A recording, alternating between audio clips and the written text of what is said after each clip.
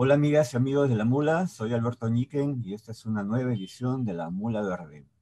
Seguimos con la epidemia del COVID-19 y entre los vulnerables, como hemos comentado en programas anteriores, siguen, o uno de ellos son los pueblos indígenas de nuestra Amazonía. Cada vez hay más contagios, hay algunas atenciones de gobiernos regionales y del gobierno central, pero a la vez también hay acciones propias de las comunidades nativas. Sin embargo, la preocupación continúa en estos pueblos. Ellos siguen demandando una atención efectiva de parte del Estado. Para hablar de los pueblos indígenas amazónicos, estamos con Beatriz Huertas, antropóloga y especializada en temas amazónicos. Bienvenida, Beatriz. ¿Qué tal? Buenos días, Alberto. Beatriz, tenemos un nuevo ministro de Cultura, el señor Neira, y una de sus primeras acciones fue ir con el presidente Martín Vizcarra a Madre de Dios y se reunió con algunas comunidades nativas. ¿Consideras que hay un cambio en la visión y en la estrategia hacia los pueblos amazónicos? Incluso hoy el Ministerio de Cultura ha publicado una resolución suprema en la cual indica la creación de una comisión multisectorial de naturaleza temporal para el seguimiento de las acciones para la protección de los pueblos indígenas u originarios en el marco de la emergencia sanitaria. ¿Qué nos puedes decir? Sí, bueno, es un gesto, ¿no? Es un gesto del sector cultura frente a la prolongada ausencia de este sector entre los pueblos indígenas en un momento tan difícil como el que se ha vivido y se sigue viviendo por la pandemia. Eh, Esta ausencia pues fue muy criticada por los pueblos y sus organizaciones indígenas y una serie de organizaciones de la sociedad civil y inclusive se presentaron demandas, ¿no? Demandas de acción de amparo frente a ese abandono, ¿no? Como el que presentó el Instituto de Defensa Legal con la comunidad de Cantagallo, que fue tan afectada, una comunidad urbana de Chipibos, Aguajún. También se presentó una demanda pues ante las Naciones Unidas, ¿no? Por precisamente esa ausencia, esa falta de operatividad, esa inacción del Estado ante una situación tan grave que está afectando tanto a los pueblos indígenas, son considerados un sector pues vulnerable de la población, ¿no? Por una serie de factores que tienen que ver con la alta incidencia de enfermedades, altas tasas de morbilidad, de mortalidad y la precariedad del sistema de salud público, ¿no? En las comunidades. Entonces, eh, yo creo que es un gesto frente a todas estas protestas y acciones legales muy concretas que fueron presentadas por los pueblos y sus organizaciones indígenas, ¿no? Frente a esa ausencia. Beatriz, tú como especialista en estos temas tienes evidentemente comunicación habitual con diversos voceros y líderes indígenas. Me contabas en días pasados que casi todos los días, a raíz de la pandemia, estás en mayor contacto con ellos, sobre todo con pueblos indígenas de Loreto. ¿Cómo están? ¿Cuál es la realidad de los pueblos con los cuales tú tienes cercanía, pero a la vez cómo están reaccionando ellos? También me contabas que hay resiliencia de parte de ellos. Bueno, a ver, en Loreto principalmente, y creo que es algo que hemos visto, estamos viendo en general en la Amazonía, es el hecho de que el virus se ha ido expandiendo, ¿no? Se ha ido expandiendo desde las capitales de departamento, desde las capitales de provincia, hacia lo más profundo del bosque, y ya está afectando a numerosas comunidades. Por ejemplo, todas las provincias de Loreto, que son 8, están afectadas por el virus. Casi todos los distritos. en Loreto, que son como 53, están afectados ya por el virus y las comunidades indígenas se ubican pues en estos distritos, ¿no? Ahora, de una manera contradictoria, tenemos pues las cifras que son presentadas por el Estado, ¿no? Y en realidad no es que sean presentadas. Por ejemplo, la Organización Indígena Regional de Loreto ha tenido que insistir mucho para que el sector salud muestre las cifras que maneja sobre afectación, ¿no? Impacto del COVID en pueblos indígenas. Y esas cifras son, pues, mucho menores a lo que se está viendo en realidad, ¿no? Por ejemplo, en el distrito de Parinari se habla de 106 indígenas infectados, cuando el personal del establecimiento de salud habla de 500. En el Napo se habla de 223, ¿no? En estas cifras que son de hace 2 días, cuando en realidad hay más de 900 afectados. Entonces tenemos cantidades que son 4 o 5 veces mayores a estas cifras, estos registros, ¿no? del Estado. Y eso tiene implicancias directas sobre las decisiones del Estado, porque te dicen, bueno, son unos pocos, ¿no? Y quizás por eso es que tampoco hay mayor capacidad de resolución en atenderlos. O sea, el impacto del COVID está siendo muy grande en las comunidades indígenas y eso no se está viendo reflejado en las cifras que maneja el Estado, ¿no? Entonces, tenemos esa situación, ya el COVID llegó hasta lo más profundo del bosque, hasta las comunidades más alejadas. Ellas siguen sin recibir asistencia médica. Por ejemplo, se aprobó este plan, ¿no? El plan de salud para pueblos indígenas hace ya un tiempo. Hasta ahora no se implementa. El Ministerio de Economía y Finanzas no transfiere los fondos para implementar ese plan, que tiene básicamente dos componentes, el de prevención y el de atención. Entonces, no se ejecuta el plan, las organizaciones indígenas están allí protestando para que se implemente. Entonces, tenemos esta situación, el abandono, la postergación, continúa la falta de voluntad política, ¿no? Continúa en relación a lo que es la situación de los pueblos indígenas frente al COVID, y mientras tanto tenemos a los pueblos indígenas tratando de, bueno, ya varios han adoptado medidas, ¿no? Para evitar que el COVID siga avanzando, como cerrar sus fronteras, ¿no? Prohibir el acceso de extraños a sus comunidades. Sin embargo, el contagio se ha producido también a través de la entrega de bonos, el dinero de los programas sociales, el ingreso de ayuda, de alimentos, ¿no? Por personas que tenían COVID y no pasaron por todo un protocolo de seguridad que garantizara que no tenían el virus. Y bueno, tenemos esta situación así. Los indígenas mismos han hecho una serie de gestiones ante el Estado. Todo lo que se ha logrado hasta ahora ha sido por una presión muy intensa de los pueblos indígenas en sus diferentes niveles de organización, desde comunidades, federaciones, organizaciones regionales, las naciones, como la Nación One Piece también. Entonces, es eso, ¿no? Cada avance que ha habido ha sido un producto de un esfuerzo muy, muy grande realizado por los propios pueblos indígenas, mientras que el Estado se mantiene, pues, ineficaz, ¿no? Ausente, lamentablemente. Lo que ha hecho es muy poco frente a las dimensiones del problema. Bueno, y ese Estado muchas veces está siendo reemplazado por organizaciones civiles que están apoyando a pueblos indígenas, incluso a nivel internacional.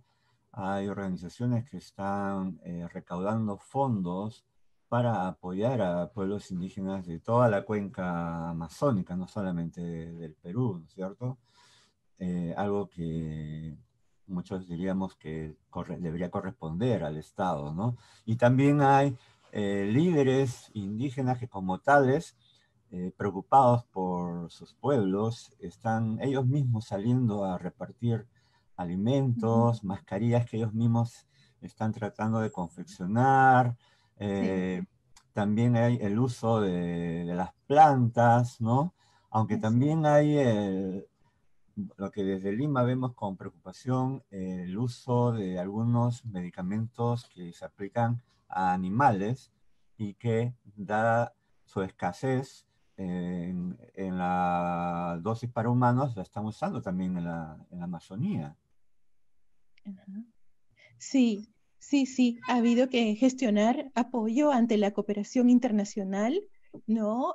Así, por ejemplo, en Iquitos hubo como 500 a 700 indígenas varados que han estado, pues, estos 3 meses en unas condiciones totalmente precarias, ¿no? Eran indígenas que estaban de paso por Iquitos, porque estuvieron haciendo gestiones, por una serie de razones. Entonces les agarró la cuarentena allí y han vivido y siguen viviendo, aunque ya el 4 de junio por fin se le tomaron las pruebas e ingresaron a albergues, pero hasta antes del 4 de junio, desde que se dio la cuarentena, han estado en una situación sumamente precaria, con muy poco alimento, con dificultades para pagar alojamiento, sin información sobre cómo se iba a abordar su situación, ¿no? No recibían respuestas del Estado. Esto agravaba aún más su situación, ¿no? Su desesperanza. Entonces allí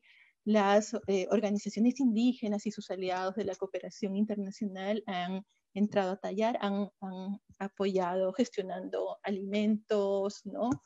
También se ha tenido que incidir ante el Estado, establecer una comunicación, ¿no? Porque llegaban las llamadas de personas que tenían síntomas de COVID, indígenas que tenían síntomas de COVID, no sabían qué hacer. Se les decía, llama al 113, llama, pero no funcionaban, se saturaron muy rápido estos números, entonces la atención a las personas que han sufrido de la enfermedad ha sido difícil, sé que ha sido difícil en general, una pandemia, un país, ¿no? Que destina muy poco a salud y eso nos ha golpeado muy fuerte ahora en el contexto del COVID. Pero bueno, para los indígenas ha sido aún peor, ¿no? Por temas culturales. Y por ejemplo, tenemos, mira, casi el 80% de la población varada dio positivo a COVID, ¿no? Entre el 4 y el 5 de junio que se les tomaron las pruebas. Entonces han estado con la infección y la mayoría sin atención médica. Entonces, te imaginas cómo ha sido eso. Entonces allí, bueno, felizmente de otro lado ha habido pues gestos de solidaridad, ¿no? De organizaciones pues que han apoyado en alguna medida, ¿no? Aunque siempre faltaba porque era tanta población. Y bueno, y en las comunidades también, pues, esta situación de abandono, ¿no? Es muy fuerte. Ha habido muertes entre los ticuna, ¿no? Y sigue habiendo muertes por esa desatención del Estado, ¿no? También tú has estado recientemente conversando con representantes del pueblo Matse. ¿Cuál es la situación actual de ellos? Bueno, los Matses viven a ver, este es el distrito de Yaquerana, la provincia de Requena, frontera con Perú, es un pueblo transfronterizo, ¿no? Se han detectado 8 casos de Matses con COVID en la comunidad. Fueron personas que regresaron desde Lima, estaban varados en Lima, desesperados, no podían seguir estando en Lima y regresaron y durante su retorno fue que se contagiaron. El jefe Matsés inmediatamente avisó al centro de salud del distrito, ¿no? De la capital del distrito, para que atendiera a esta población y se ha logrado aislarlos, pero esto en base a una coordinación y también a gestión de combustible por el dirigente Matsés, ¿no?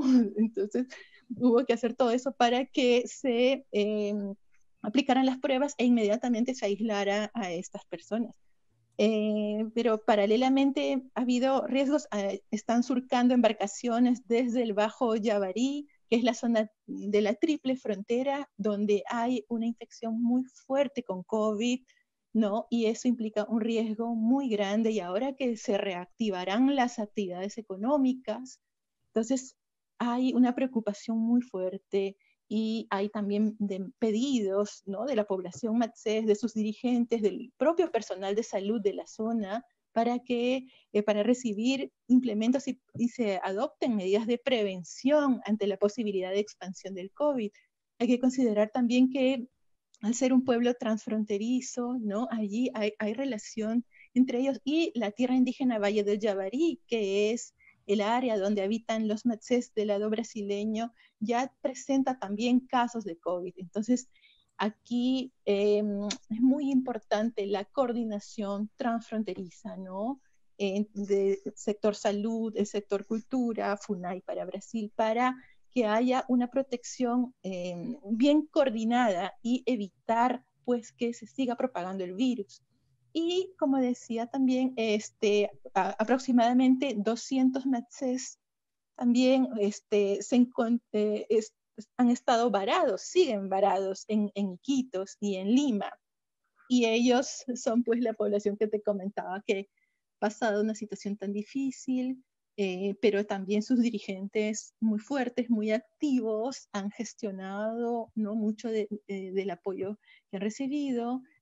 Con Orpio, han recibido el apoyo de Orpio, la Organización Indígena Regional, para pues acceder también a ayuda con alimentos, ahora con medicamentos, ¿no? Ahora se está gestionando los medicamentos, y hay un pedido ayer me pasaron un audio de los jefes, ¿no?, de los dirigentes matsés en la zona. Están pidiendo medicamentos y también capacitación a los promotores de salud y al personal de salud de la zona, porque claro, no hay medicamentos, pues los puestos están desabastecidos. Se supone que el plan de salud que se ha aprobado debe llevar medicamentos, pero todavía no se transfieren los fondos. Entonces hay que buscar por otros lados, porque es una cuestión de integridad, de salvar vidas, ¿no? La cuestión es que ya se ha conseguido medicamentos por un lado, pero falta capacitar al personal de salud y a los promotores de salud en el uso de estos medicamentos, ¿no?, que están destinados a, bueno, a combatir un virus nuevo, desconocido. Entonces allí se necesita información. Y bueno, esa es la situación de los matsés. Están cada vez más expuestos, ¿no? Y a la vez su organización está gestionando, moviéndose muy activa, coordinando, articulándose para enfrentar el virus, ¿no?, al virus. Bueno, son un ejemplo de lo que están viviendo otros pueblos amazónicos, ¿cierto? Pero también Sí. durante este contexto de la pandemia se está hablando de los pueblos indígenas en aislamiento y contacto inicial. Y se está planteando una modificatoria, una ley que ya existe al respecto. Pero antes de entrar a este tema, quisiera que nos explicaras quiénes son esos pueblos indígenas en aislamiento y contacto inicial, que entre nosotros les decimos los Piasi. Pero cuéntanos, ¿qué significa esto? Bueno, los pueblos en aislamiento son, bueno, pueblos o segmentos de pueblos que rechazan interactuar con miembros de la sociedad envolvente, con otras personas ajenas a sus propios grupos, ¿no? Rechazan. Ellos se han aislado, habitan en zonas alejadas, de difícil acceso, en la Amazonía, y no quieren mantener relaciones, no directas, con otras personas. Ellos son los pueblos en aislamiento. Los pueblos en contacto inicial son también pueblos que antes vivieron en aislamiento, ¿no?, y que en diferentes circunstancias han retomado ya sus interacciones con la sociedad envolvente, reciben en alguna medida servicios básicos. Sin embargo, en ambos casos son extremadamente vulnerables a las enfermedades, ¿no? Enfermedades infecciosas, enfermedades comunes para nosotros, pueden causar muertes numerosas entre ellos, porque su organismo no ha desarrollado una respuesta inmunológica adecuada, no tiene suficientes defensas para combatir enfermedades infecciosas externas, comunes para nosotros, pero para ellos no. En los pueblos en contacto inicial, además de no haber desarrollado una respuesta inmunológica adecuada, también presentan otros problemas que tienen que ver con los procesos de nucleación, sedentarización y consecuente disminución del espacio vital que les provee el alimento, ¿no? También a consecuencia de esa nucleación existe una mayor contaminación del espacio, lo que genera anemia, desnutrición. Hay el ASIS NAWA, por ejemplo, ¿no? Que es un informe del Ministerio de Salud, habla mucho de esto. Entonces vemos cómo esos procesos de contacto forzado, ¿no? Ahora hay grupos ahí que hablan, ¿no? De contacto controlado, hay que hacer el contacto forzado, pero vemos cómo esos procesos que además de vulnerar el derecho de estos pueblos a decidir sobre la forma de vida que quieren tener, ¿no? Estos procesos generan cambios en sus patrones de asentamiento que dificultan sus condiciones de vida, ¿no? Por la disminución de animales, por la contaminación y la incidencia, cómo eso influye, cómo las implicancias de ello en la proliferación de nuevas enfermedades. Entonces, estos son los pueblos en aislamiento y contacto inicial. Debido a su extrema vulnerabilidad, existe una normatividad, ¿no? A nivel nacional para que aparentemente busca garantizar, protegerlos. A nivel internacional también existen instrumentos de Naciones Unidas, informes de la Comisión Interamericana de Derechos Humanos, ¿no? Donde se busca garantizar sus derechos y su protección de manera particular, tomando en cuenta su vulnerabilidad. Y bueno, entonces existe la ley 28736 que garantiza el derecho a la vida de los PIASI.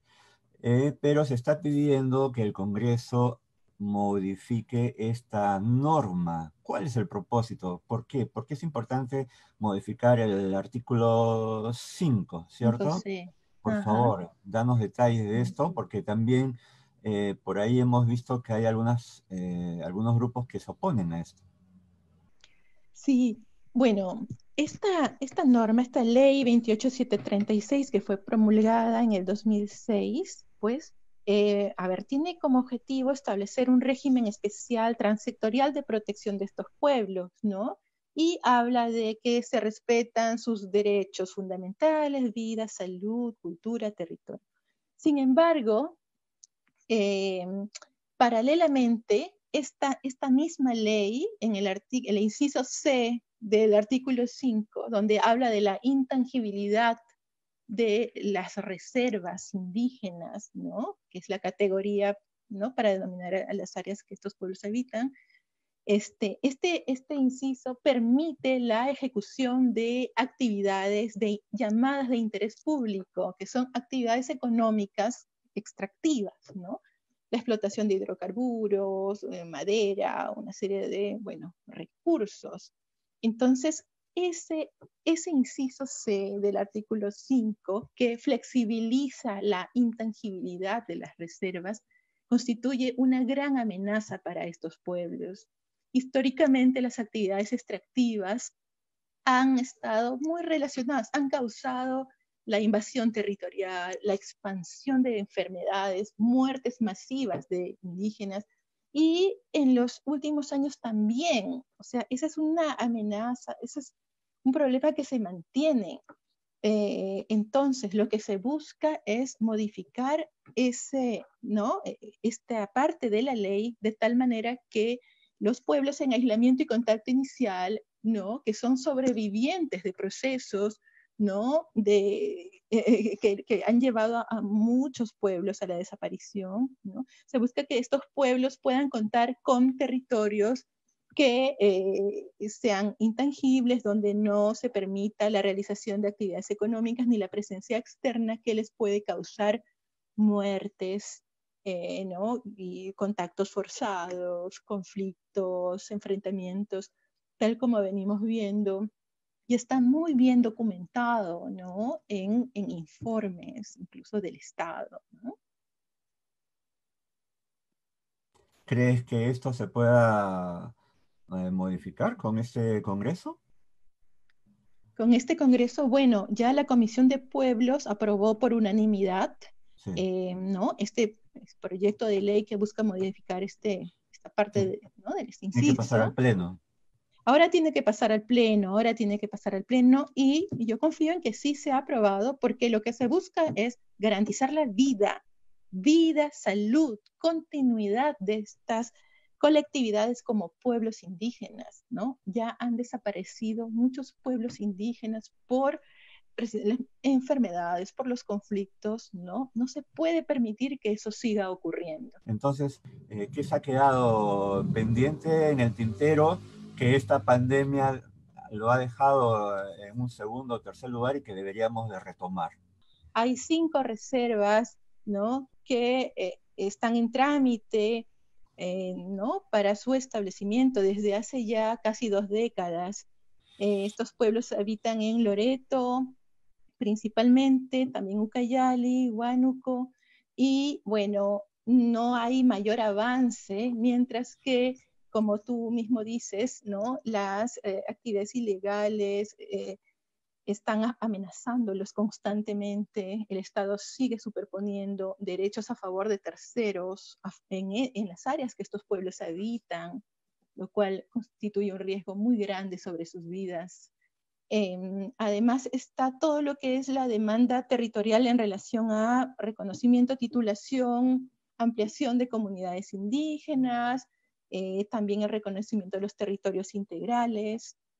Está también la lucha contra los delitos ambientales. Hay muchos líderes y lideresas indígenas amenazados por bueno, una serie de personas criminales que están afectando sus territorios, están eh, a ver, dedicados a actividades ilegales de diferente tipo, ¿no? De diferente tipo. Y ya durante esta emergencia sanitaria ha habido eh, asesinatos de líderes indígenas. Entonces se busca una mayor protección, una mayor presencia del Estado para frenar estas amenazas.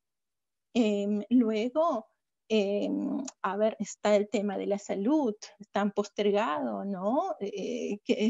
Cuyas consecuencias de esa postergación se ha visto ahora con creces en el contexto de la pandemia. Está también la demanda de fortalecer la educación intercultural bilingüe, ¿no? También, bueno, está estas demandas que han presentado los pueblos indígenas frente a proyectos de infraestructura que se han venido promoviendo en sus territorios sin que se haya realizado pues una consulta, ¿no? Sin que se haya tomado en cuenta los impactos socioambientales sobre estos pueblos, ¿no? Y sobre su medio de vida. Entonces la agenda es amplia, ¿no? La agenda es muy amplia y bueno, hay ahí bastante que hacer y el COVID pues agrava aún más la situación precaria de los pueblos indígenas. Y bueno, yo quisiera acotar sobre la importancia de que se eh, apruebe el proyecto de ley que busca modificar la ley 28736 para la protección de los pueblos en aislamiento. La intangibilidad que se busca es fundamental para la vida de los pueblos en aislamiento y contacto inicial, ¿no? De eso depende en gran medida su vida y su continuidad como pueblos, de esa intangibilidad, de esa protección territorial. Gracias, Beatriz. Amigas y amigos de La Mula, ha sido Beatriz Huertas, antropóloga y especialista en temas amazónicos, y hemos conversado con ella, pues, porque en La Mula nos interesa seguir abordando el tema de tanto de los pueblos originarios de la Amazonía como de los Andes. No es la primera vez que hablamos sobre estos temas. Viene una nueva mesa con dirigentes originarios, pero queremos dejar el mensaje con nuestros seguidores de que tenemos que respetar, por un lado, los derechos de nuestros compatriotas originarios y por otro lado, seguir sus demandas y exigir que el Estado, con este y con los siguientes gobiernos, esté presente y realmente respete los derechos de los pueblos originarios, sus territorios, su cultura, y tengamos un Perú mucho mejor, pluricultural, intercultural y, en fin. Esperemos pues que quienes hayan visto este programa compartan y debatan, reflexionen y pongan en agenda y compartan esta conversación. Muchas gracias, Beatriz, muchas gracias, amigas y amigos de la Mula. Gracias a ti, gracias a ustedes. Un gusto.